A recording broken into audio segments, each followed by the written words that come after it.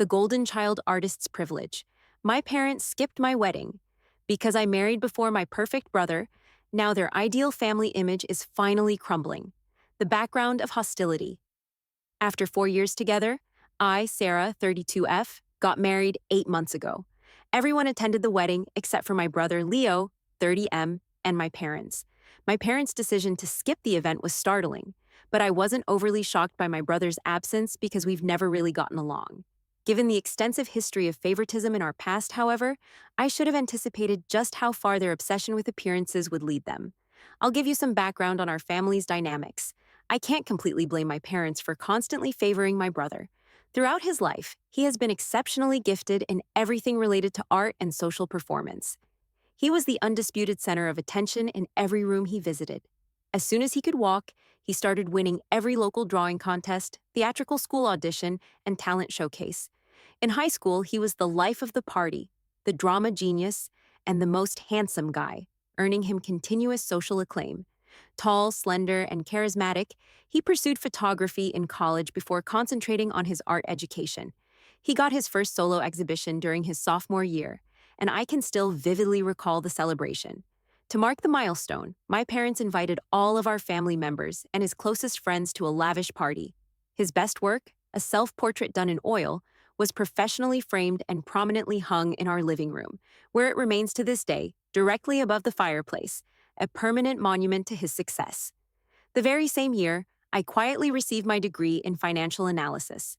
Their response to my achievement was a brief murmur of, "Well done," before they immediately resumed organizing the logistics for Leo's next big professional photography session.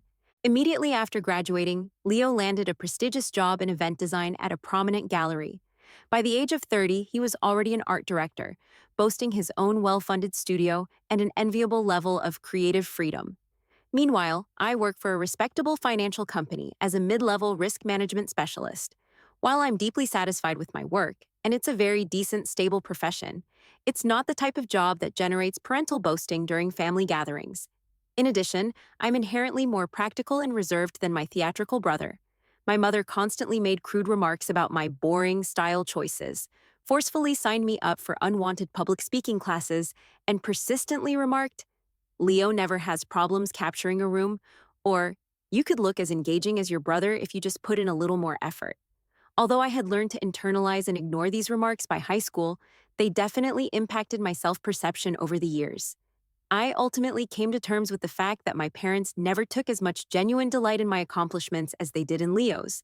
I was simply the second daughter, perpetually eclipsed. I gave up attempting to impress them sometime in my mid-20s. I concentrated on building a life separate from their validation, growing professionally on my own terms, and forming bonds with individuals who respected me for who I was. Honestly, things have been much better since then.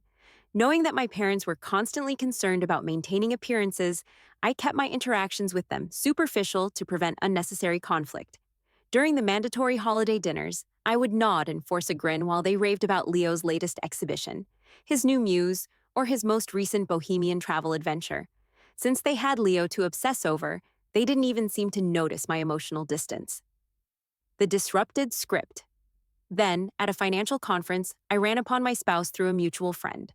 Adam noticed me. He truly saw and appreciated me, unlike my family. He liked my dry sense of humor, my coding ability, and yes, even my practical worldview. He never once suggested I should change or compared me to anyone else.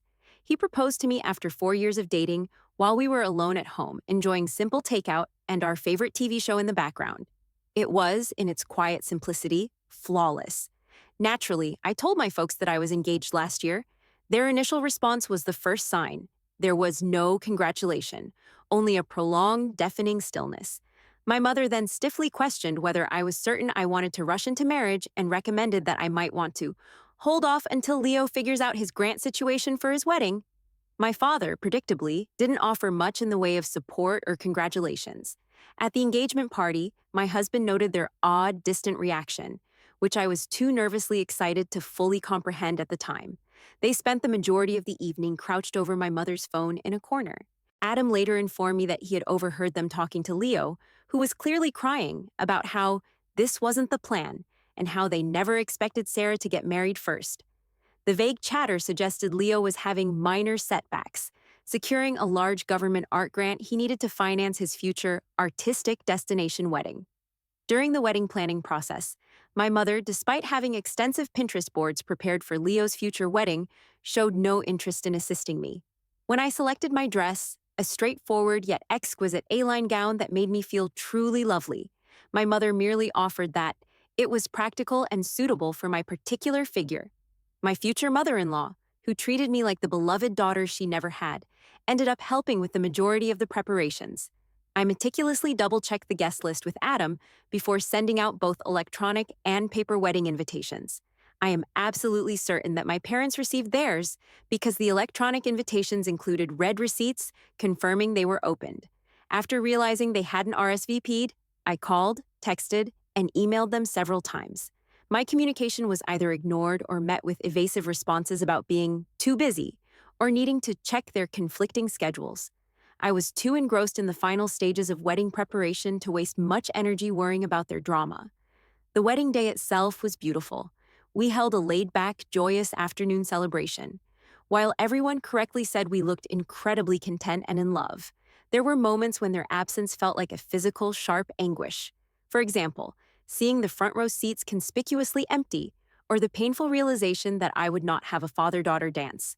The crumbling facade. After the honeymoon, I sought answers. When I finally reached them on the phone, my mother launched into a lengthy, defensive tirade about how they were deeply hurt that they had never gotten a formal invitation. She accused me of being careless and of deliberately excluding them. I was perplexed, but I checked our records and confirmed we had indeed sent both invitations. I didn't confront them about their obvious attempts at gaslighting. I simply apologized for the error and hung up. Adam later reminded me of the entire pattern: their surprised reaction to the engagement, their refusal to help plan, and the constant focus on Leo's future event. The truth was undeniable. The idea that I, the less successful daughter, was getting married before their beloved Leo was an affront to the ideal family narrative they had meticulously curated. Recently, Leo got engaged. My parents are already boasting about securing exclusive venues and luxurious designer attire for him. Meanwhile, the painful irony is that a large number of our family are suddenly refusing to attend Leo's wedding and engagement party. My parents' inexcusable behavior at my wedding, it turns out, became a major topic of family conversation. When relatives inquire as to why my parents didn't attend my wedding, I simply tell them what I believe to be the truth, presenting the facts without emotion. They couldn't bring themselves to accept that I got married before their golden son, Leo. A few days ago, my parents contacted me and aggressively accused me of purposely attempting to spoil Leo's wedding. They claim that I'm envious and spreading false stories because his wedding will be far more sophisticated and grand than mine was. They are frantic. The problem is, I'm only telling people the honest truth about what happened. If the truth makes them look bad, perhaps they should address their behavior instead of blaming me for the fallout. Update 1. The cathartic confrontation. 2 weeks after my last post, I finally decided to speak with my parents face-to-face. After reading encouraging comments, I felt it was time to lay everything on the table.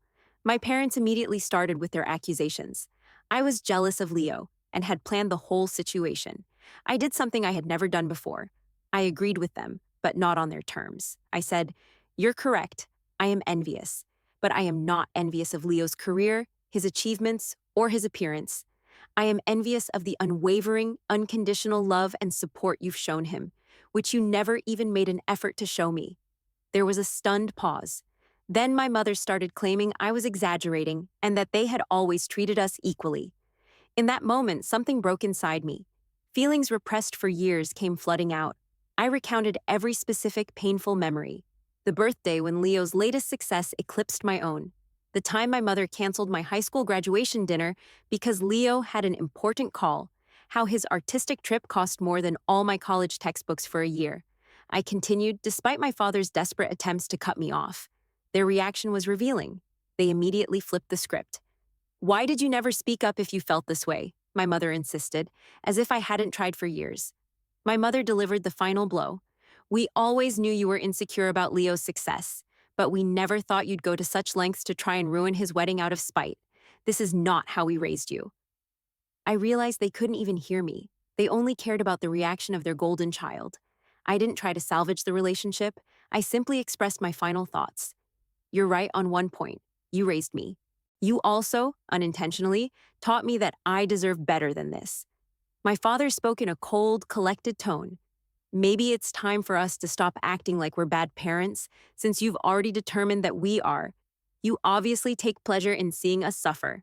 I just said goodbye and hung up. I was surprised to feel a wave of relief. The tears that followed were not the frantic, heartbroken ones of my youth. They were liberating tears. For the first time, I had spoken my truth without guilt. I realized they will never change, but I have.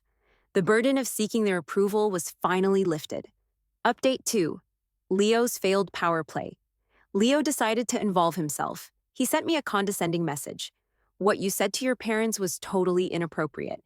You cannot simply blame them for being poor parents because you are insecure about the decisions you have made in life. I didn't bother to answer. I just blocked his number. Leo, unwilling to be ignored, found my husband's personal number and sent him a string of manipulative texts. He began professionally. As Sarah's brother and someone who cares deeply about our family's well-being, I feel compelled to reach out. But he quickly revealed his hand. He informed Adam that he was obligated to help me behave in a more suitable manner. He then advised Adam that, surely you understand that maintaining good relationships with successful family members like myself could be beneficial for your future.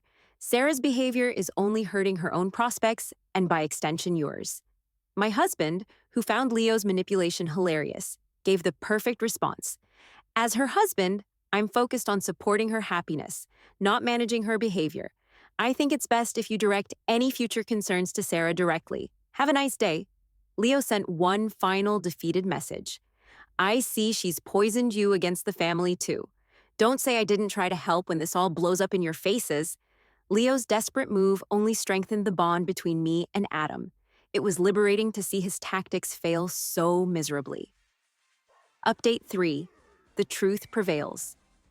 Despite my parents' desperate attempts to repair their reputation, the situation is worsening.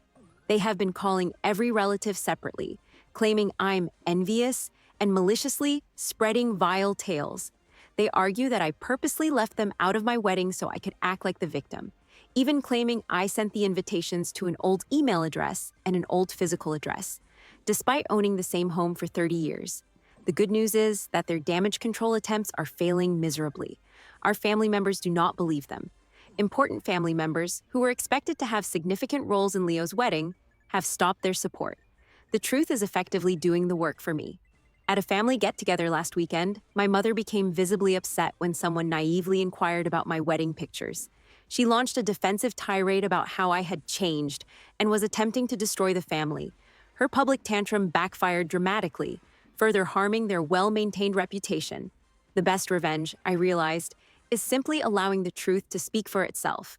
My father's brother, who had always kept silent to maintain family harmony, finally apologized for not speaking up sooner about how they treated me and has decided to skip Leo's wedding. They built a facade of the ideal family, but it was based on emotional manipulation and partiality. Eventually, it was going to fall apart. For the first time, I'm not concerned about upholding their ideal family image. I am free.